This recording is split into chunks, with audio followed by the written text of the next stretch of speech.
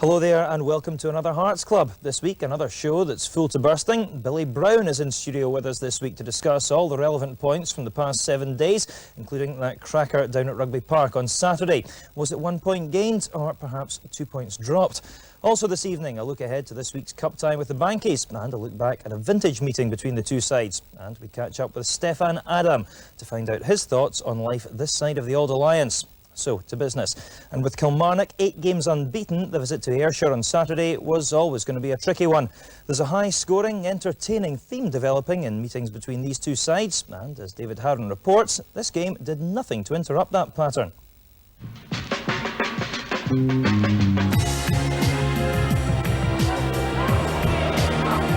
Conditions in deepest, darkest Ayrshire were grim enough to make that trip to Portugal seem like a distant memory for the Hearts players.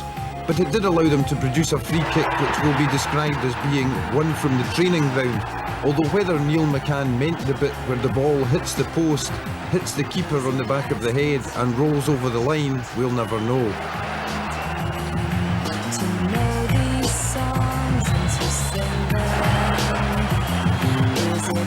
Killie, of course, have been on a bit of a roll since that total football 5-3 experience at Tynecastle in November, and Paul Wright gave Hearts a warning when he hit the post. Wright, of course, has always tried a bit against Hearts since he was the victim of one of Neil Berry's less subtle challenges some years ago, and he got his reward 5 minutes from the break with a fine left-foot finish. Help arrived, however, from an unlikely source. Stalwart Killie skipper Gus McPherson headed into his own net right on half-time, and if that seemed like something of a lucky break, then it's worth pointing out that Neil McCann's corners had been troubling the home defence all day. Hearts started the second half brightly with Stefan Adam unlucky with a snapshot on the turn, but gradually Killie started to dominate, even if their finishing was less than clinical.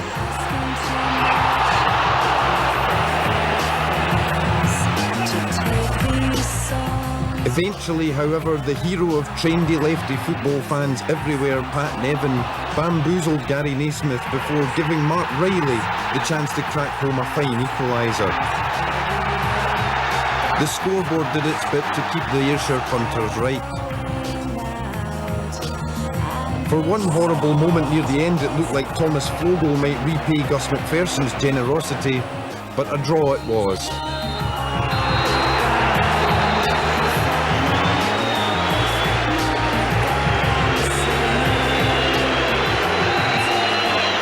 Kilmarnock on a good run. We knew it'd be hard when we went down there, and they definitely did make it hard for us. A point at the end of the day we'll probably be happy with because they played very well. I thought we were very fortunate on Saturday coming away with a point. Kilmarnock had the better chances, better possession, and to be fair to them, they did give us a bit of going over in the second half. Well, Paul Ritchie certainly earned his corner on Saturday, Billy. He was one of the stars in the Hearts defence, but there were a few disappointing aspects to the game, shall we say. Firstly, though, how are the management considering this? 1.1 or 2 points dropped? Well, I think in view of the way we played, I think it's 1.1. You know, we were going to a difficult game, difficult place, and on a good unbeaten run, Kilmarnock. And, you know, we had won at St Johnstone. And I don't think at the end of the day it's too bad. We didn't play well. We didn't play as well as what we've been playing. We've been playing a lot of good flowing football.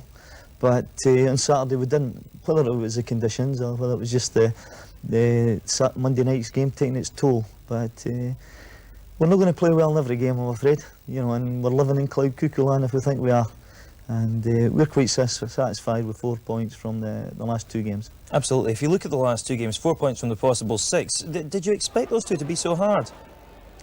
Oh, hang on a second. Let's just have a look first. There's the Neil McCann goal. Tell us now about that then. The Portugal training camp apparently was where that came from. Did he really perfect that in the training ground over there? We did, yeah. We worked on 3 or 4 free kicks across there, and well, they never usually work, you know, but especially when you've got people like Neil McCann involved.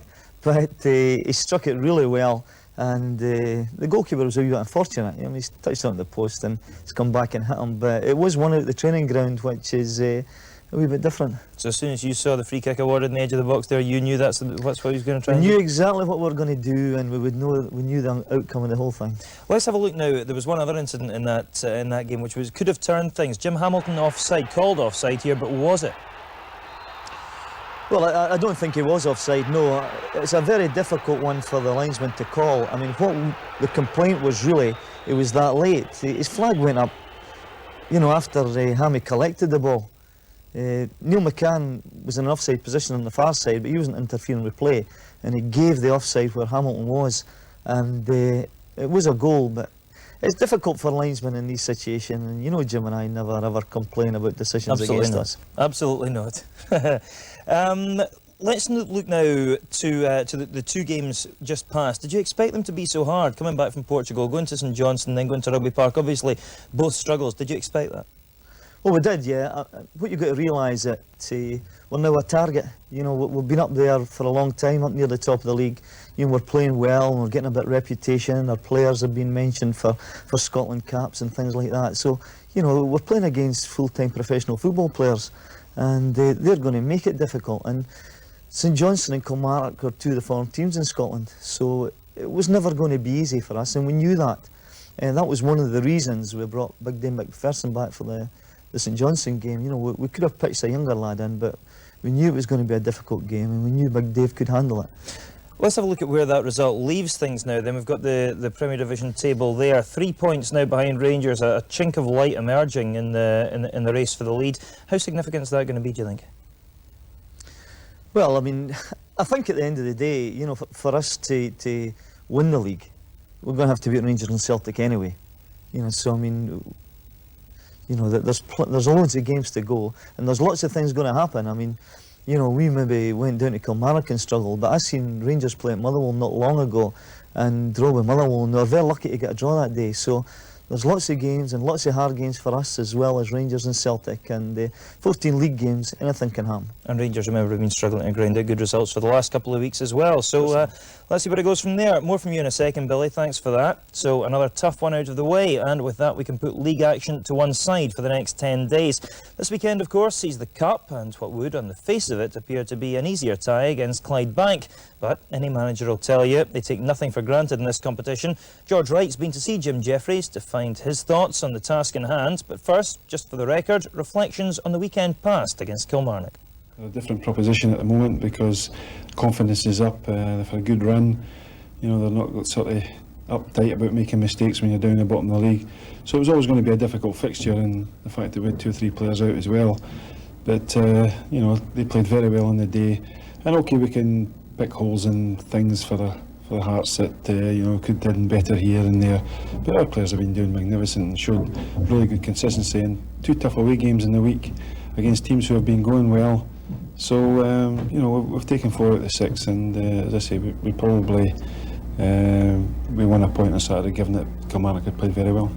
What about the result itself? You went in the lead once and let it go, and then it happened again. Yeah, it seems to be a wee bit habit at the moment. You know, we scored early, and you know, you're there and you're looking always to go in again and maybe try and kill them off. But they came back into it, as I said, and deserved their equaliser. And then you know, it took a good strike for their second goal from the edge of the box. Maybe a wee bit slack in clearing it, but it was a good strike, and very little you could do about that. But as I say, they deserved it. But something that it's just maybe a wee phase that we're having at the moment, getting in front and bringing back. But it wasn't happening early in the season. I'm sure we can get it right. Well, it's always a tough period this time of year, so you may welcome a little break this time in the Cup, away from league action against Clydebank in a smaller outfit. Yeah, getting a wee break for these a nice time, but you know, we're looking obviously for it'll be a difficult match. I mean, it'll be Clydebank's Cup final. You know, they've got a lot of good experienced players. I know 1 or 2 of them well. They'll be well organised, and as I say, they'll be playing with a bit of confidence as well, because they had a good result in the last round, and they're going well in their own division. But you know, we've got to, when you come against these teams, you've got to play at the pace that you're accustomed to, and don't let it drop. And if we do that, then we should have too much for them. But as I say, they will make it difficult, and the Cup ties are all about being in the next round, and you know, we have to be patient, and it might just be that, you know, you might only win by 1 goal, but it's about being in the next round. But hopefully we can get one early and then go on and have a comfortable victory, and that's what we'll try to do. Well, Billy, the Cup tie against Clydebank, we can forget about league action, of course, but it's hardly a restful break. 90 minutes to make sure the Cup campaign continues. Would it be too arrogant to expect to win against Clydebank? Well, I don't think it'd be too arrogant to expect to win. I mean, we expect to win, as do our supporters. I think it's going to be a difficult game. I mean, Clydebank's at the top of their league. I think they're unbeaten. You know, they've got a long unbeaten run as well. And what makes added spice to this game is about 5 of their players played for us at Falkirk.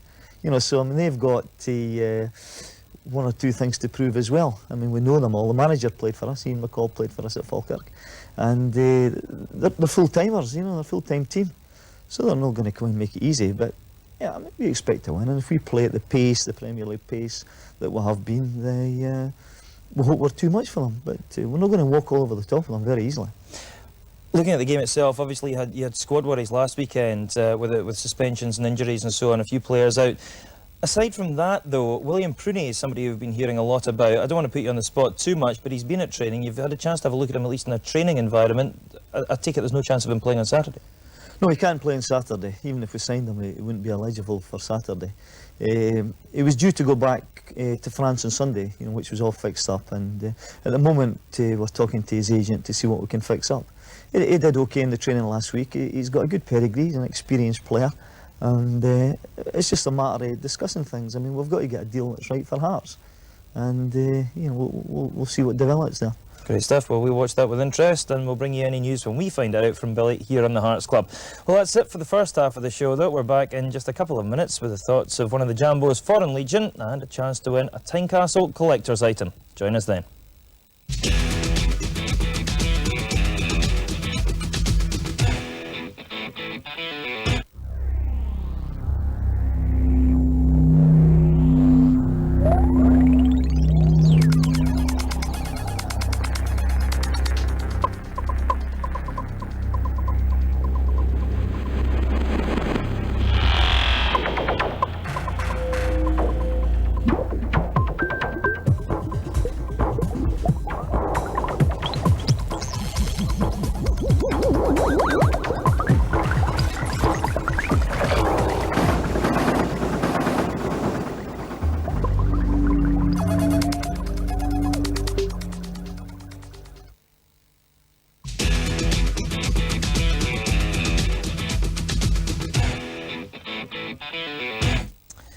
Welcome back to the Hearts Club. So, we've heard the thoughts of the gaffer on Saturday's game against Clydebank. Now for a bit of reminiscing. It's not exactly been a glamour tie over the years, but it has thrown up its fair share of entertainment.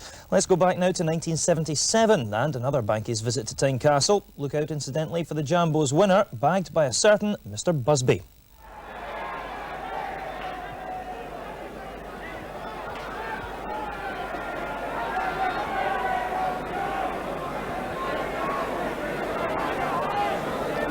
Cooper, McCallum trying a back flick.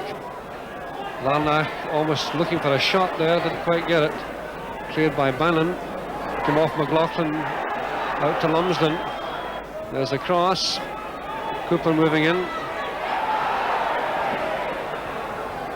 Kay away only as far as able. There's a cross, but not a good one. Donald Parker, nice ball. Fraser. Now Busby. On to Park. And out to Prentice. There's a cross and there's Busby, there's a goal! Drew Busby scores. His 11th goal of the season and his first since October the 20th. 18 minutes gone in the second half. Hearts 1 up.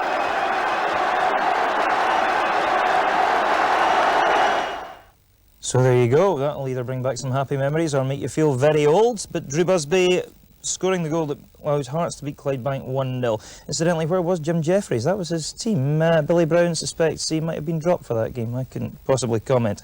Moving on now, though, the Hearts dressing room has been compared to the United Nations over the last couple of seasons. Foreign tongues have become commonplace inside Tynecastle, and Gary Locke is no longer the only player no one can understand. The continental contingent looks set to swell, possibly in numbers this week with the arrival of William Prunier. So what is it that attracts the top-class players from Gaul to Gorgie? George Wright put that question to the Jambos' French striker, Stéphane Adam. Class, style and sophistication is not something you'd readily associate with Hearts. That was until now. Stefan Adam, the latest addition to the Tynecastle French connection, looks more of a film star rather than football player. But it's Tynecastle where the cool Frenchman performs, turning his back on the chance of European football and opting for life in Scotland's capital city.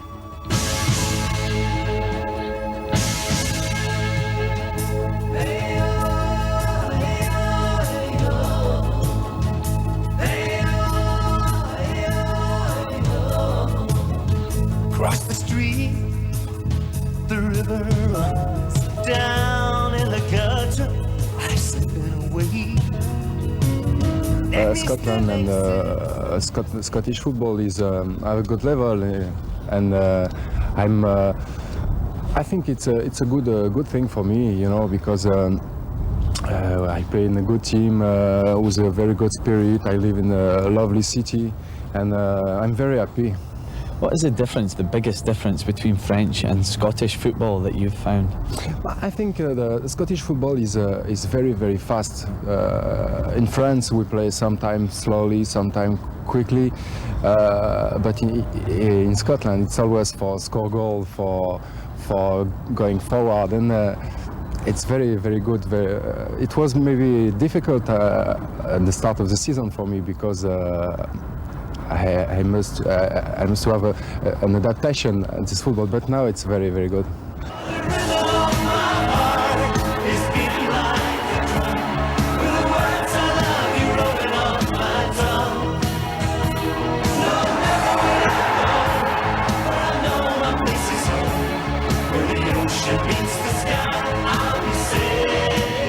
After my first goal, I played well game after game. And now I'm alright. I have a very, very good understanding with the other player. I'm very well in the team, and I have a good understanding with the fan. But I think it's because I give always 100%.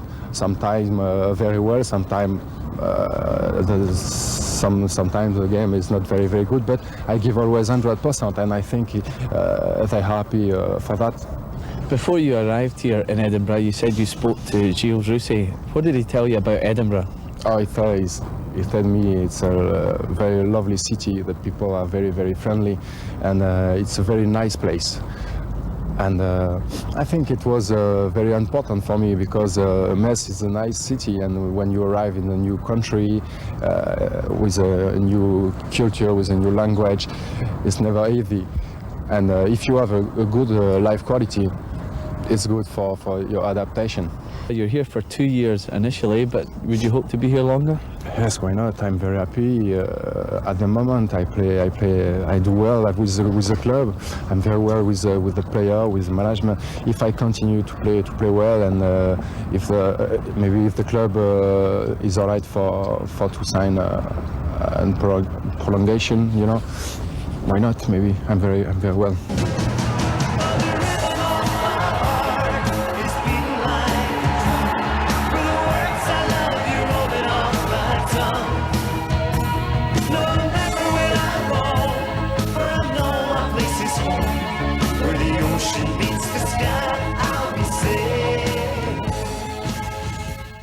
So there we go, the chisel-jawed Stefan Adam ending that report by George Wright. Billy, those goals we were watching of his, they're almost archive footage now, aren't they? He's not put them away for a few weeks now. No, he hasn't scored for 8 games. I mean, we didn't bring him across here to pose about in Carlton Hill, you know. Although he's quite a good mover and he looks well. No, he's did very well. We went to see him across in France, and he's a genuine goal scorer. There's more to his game than that. You know, he takes people wide and he lets other people get in positions. But we're looking for him to score as well.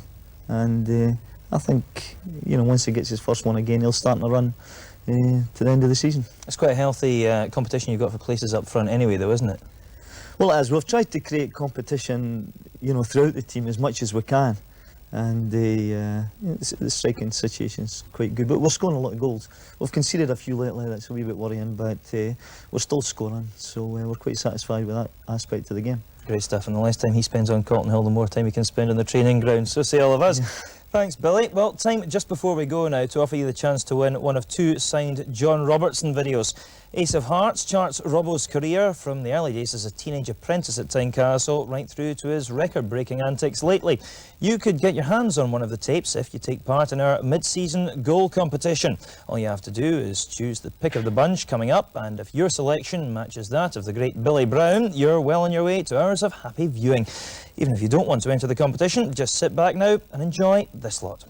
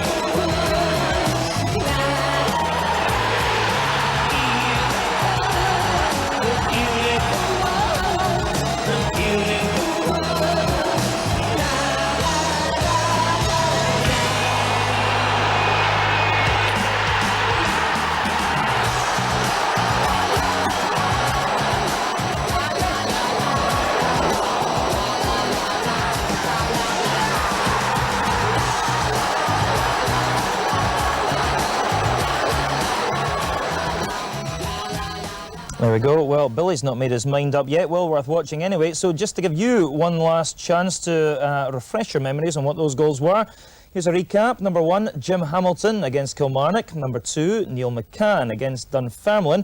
Number 3, Thomas Flogel up at Pittodrie against Aberdeen. Number 4, that cracker Neil McCann in the 1-2 against Kilmarnock at Tynecastle. Number 5, John Robertson lashing it into the top of the net against Rangers. Stefano Salvatore at Dunfermline, number 6. Numbers 7 and 8, very pleasant viewing. Steve Fulton, both of those against Hibernian at Tynecastle on New Year's Day. And number 9 from young Gary Naismith, just the other week there up at St Johnstone. And send your entries once you've made your choice on the back of a postcard or a sealed down envelope and address them to the Hearts Club ticket competition, or that should be video competition.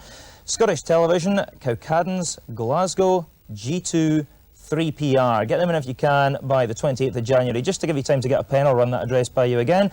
The Hearts Club, Scottish Television, Cowcaddens, Glasgow, G2, 3PR. All the best of luck. Well, that's it for another week here in the Hearts Club. We're back again next week at the same time of 7:30 here on Sky Scottish with the usual